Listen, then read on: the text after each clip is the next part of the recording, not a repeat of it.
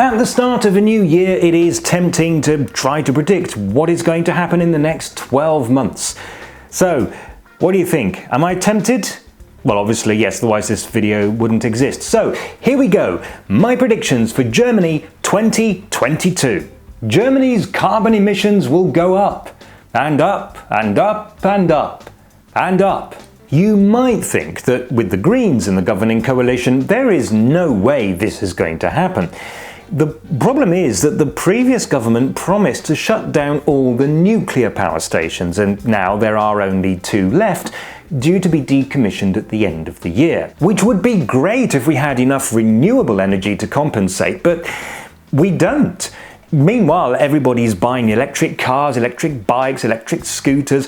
All that extra electricity is going to have to come from fossil fuels. So, more carbon emissions. Chancellor Olaf Scholz will get involved in a scandal that I can talk about on YouTube without getting demonetized. Yes, some years ago when Scholz was still mayor of Hamburg, his name was linked to a scandal involving a bank that was found to have been committing the greatest tax fraud in German history.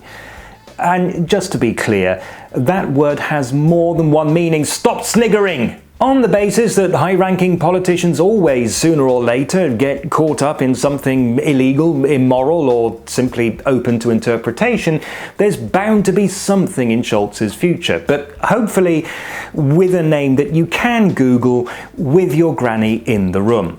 As the pandemic drags on, demonstrations will become a way of life for hundreds of thousands of Germans. Things will start to get a little bit tricky as the number of anti-vax demonstrations increases and the pro-vax community gets its act together and starts organising its own demonstrations. We will then also see the first anti-pro-vax demonstrations, which will prompt a backlash with anti-pro-vax demonstrations, while the pro-anti-pro-vax community argues about which side they're actually supposed to be on. Meanwhile, as the new Omega variant is identified, government officials hold crisis talks to determine the name of the next variant, given that we've now reached the end of the Greek alphabet.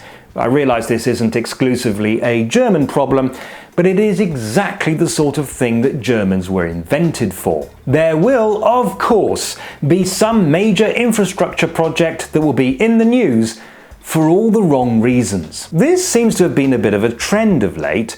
The reconstruction of Stuttgart's central railway station is over budget and massively delayed. Our own mayor can't get Telecom to tell her when they're finally going to switch on our broadband internet. And Berlin's new airport only works properly when nobody's actually using it. So no doubt we're going to see a new highway bridge that turns out to be half a metre too short, or an underground metro line that gets flooded because a construction worker's read a map wrong and is trying to tunnel into a river, or a skyscraper that gets built upside down. And finally, journalists, politicians and pundits of all kinds will attempt to predict the future, and most will get it hilariously wrong. Whether it's global warming, the pandemic, or World War III, there will be predictions of doom, and there will be claims that all of them are hoaxes and there's nothing to worry about. We're all going to die, and at the same time a new golden age awaits us. About 90% of these forecasts will turn out to be completely wrong, and the rest will be right only by chance. Basically, you shouldn't be paying too much attention to these people. Which means, of course, you shouldn't really be listening to me either. Honestly, why are you even here? But, yes, some years ago when while the anti-pro-vax, oh bloody hell, station is